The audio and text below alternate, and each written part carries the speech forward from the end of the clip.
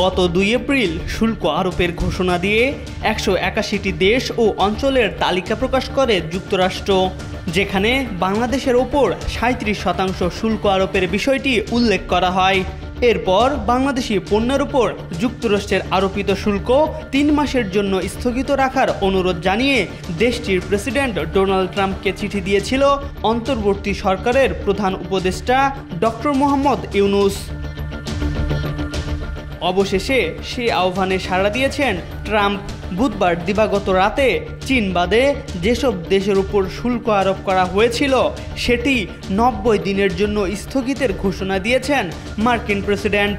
Trump তার মালিকানাধীন সামাজিক মাধ্যম ট্রুথে এ ব্যাপারে লিখেছেন, বিশ্ববাজারের প্রতি চীন যে অসম্মান দেখিয়েছে সেটির ভিত্তিতে আমি চীনের উপর শুল্কের পরিমাণ ১২৫% উন্নীত করছি।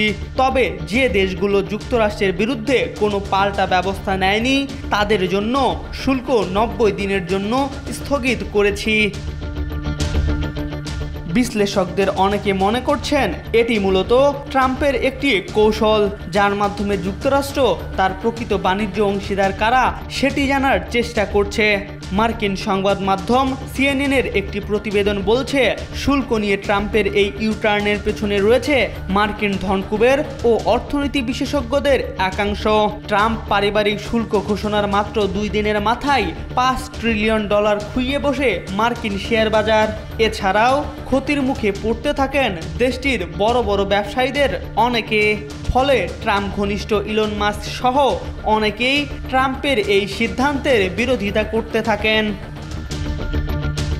ট্রাম্পের শুল্ক আরোপকে বিশাল নীতিগত ভুল হিসেবে আখ্যায়িত করেন সিটজেল হেজ ফান্ডের মালিক কেনেন গ্রিফিন।